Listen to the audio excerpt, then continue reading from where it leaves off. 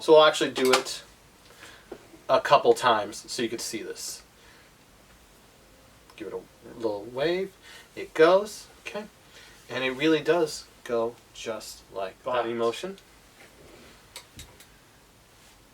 Goes just like that.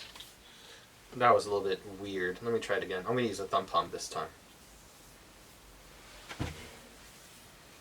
And a little bit less body motion. I'm going to try to restrict it, but at the same time make it feel really good. And then for the other one, we can see it multiple times. Can you hold on to this, please? Thank you. One more time. Oops. I'll actually do a fake take this time. The spectator can hold on to it. And that is what it looks like. Thank you. So that is lazy sleeving. Some credits I want to give credit to.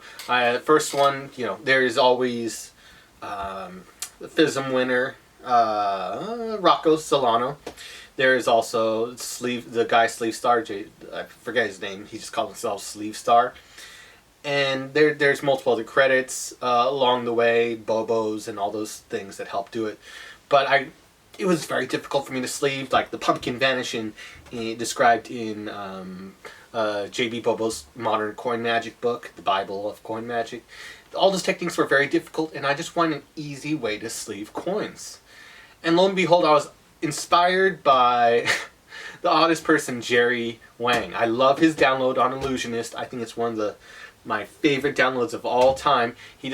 There we go. He discussed one of my a really cool technique therein where you can actually just show a coin, and then through just giving a toss to the other hand, the coin would go and it would vanish. And it was a really, really cool technique, and I actually wrote some notes on it. I'm not sure if Illusionist ever put it up. I never checked, but there was some cool stuff on that. But that was the yin side of it. There's two sides. There's the yin and the yang. The yin was what I referred to is what Jerry Wang did. And he did it from here, like he would vanish the coin, using the method, but you can only do it when the coin is visible. You can't do this technique while it's invisible because it'd be an awkward motion to do, and it doesn't make sense to do it. There has to be a dark side, or the yang to it.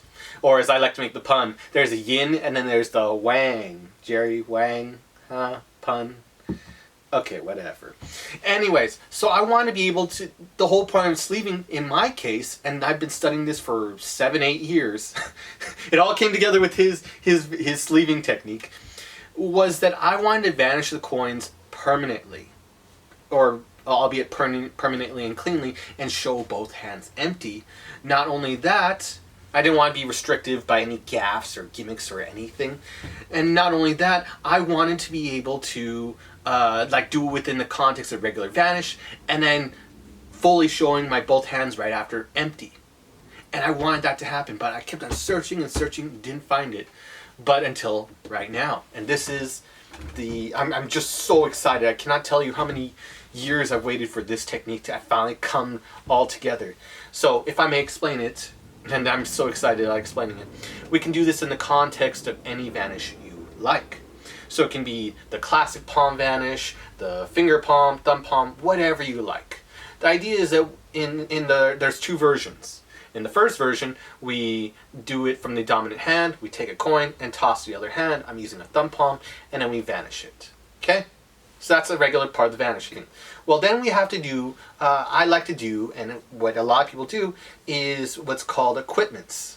So ways to relieve yourself. So we can show this hand empty, like so, and then you would do an equipment taught to me in the beginning. There were coins by J. Noblezada. And there's other versions from Michael Amar's version of hand washing. He has his own set in Easy Mastered Coin series, I believe. And so does, from what I've noticed, Eric Jones has his own hand washing technique and equipment. And to each their own, you can play around with this, but I'm using J. Noblezada's for this context. So I vanish the coin, this time in Classic Palm. I vanish it however I want to. And then I do the equipment where I do a regular hand washing. The idea is just to hand wash your hands and show the hands both empty. And so essentially you take the coin, do the vanish, we do the vanish. We can rub our hands like we're doing hand washing. drop the coin. This is taught in J. Noble Lozada's In Beginning There Were Coins. This is, I believe, his own hand washing technique. I've never seen it published anywhere else. So you drop the coin from thumb palm, finger palm, whatever you want. You could even, again, you could do this from finger palm. You drop it onto the fingers. As you close your fingers, turn it up, keeping the coin out of view, and turning your hand up to show the other hand empty. So essentially you've shown both hands empty. Now, how is this related to lazing sleeving technique? Everything comes together for the final part. So first the regular vanish, whatever you use to vanish the coin. We've done the hand washing. And what's funny, I finally noticed, it took me 7 to 8 years to realize this. This is quite hilarious. Through the equipment, and normally you could just wave and show your hand that the coins appeared. That was the normal use. But if you actually, after doing the hand washing technique, you actually leave yourself in a perfect position to drop the coin right into your sleeve.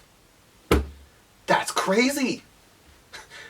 It was crazy to me when I saw it. And it's actually invisible.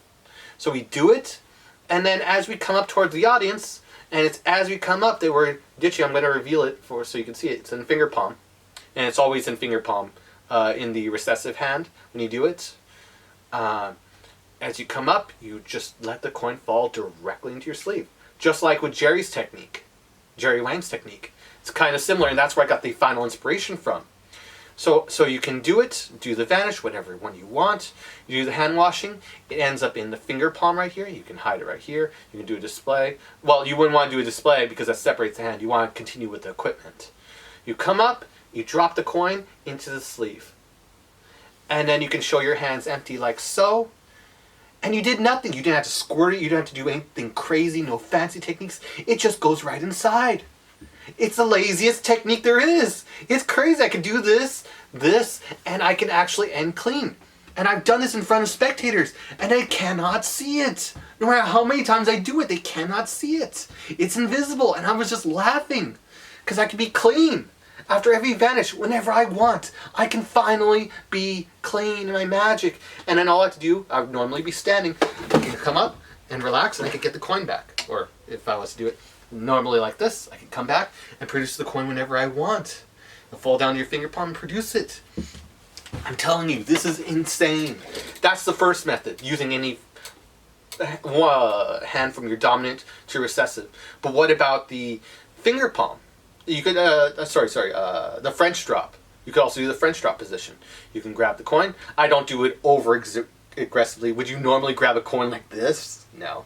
You lightly grab it, hold on to it, give it a little blow, and it goes. And during that motion, so that's the normal motion we're going to mimic. We can grab the coin lightly, and we can tell the spectator to hold on to it. Here's the context. We tell the spectator to hold on to it. And as they're holding on to it, you can drop the coin right into that same sleeve. And then they're holding on to it, and you can give a rub and show that hands are empty, like so. Again, we can take the coin. Okay, I'm actually doing a fake take, just a fake take. Okay, and can you hold on to my hand, please? Okay, you got it. Thank you. And you can just give a rub and it goes. Tell me of an easier technique. Rocco's, you have to rely on coming down and shooting it as it comes up, and you can only do it in under certain context, and there's a lot more work to it, having to think about it, and then practice doing all the sleeving. This requires no guesswork. It's guaranteed, assuming you have decent sized sleeves, and it's easy. I cannot tell you how fun it is to be able to just be able to vanish coins with ease. I wanted this so bad for so many years, and I know other magicians want this technique too. This is lazy sleeving, and I offer it to the magic community to be able to vanish a coin at any time. Hold on to this, please. You want. My name is Dan, and I cannot tell you how enthusiastic I am to share to illusionists and to the world lazy sleeving. Thank you. And thank you, Jerry Wang. You really helped me out, bro. Thank you. In my overexcitement, I actually left out two important notes. One was that when you do the vanish, after you do the vanish, and you've got it set up in the finger palm, you have to rotate the body briefly. And by rotating the body briefly, it gives the shade you need to do the sleeving. And it also, the larger action covers the smaller action of the coin going inside. That is the first tip. The second one is that when you're doing the technique, you don't want to be up here dropping it. I did this for the tutorial, but you want to be down at your sleeve when you do this. So that means that it goes directly, like the 80-20 rule in cups and balls, where you don't let the load come to the cup, you let the cup come to the load, and then you set everything down. In the same way, when you do the technique, you want to be already here so that you can drop it with the hand covering where the coin will go. And so you can end clean.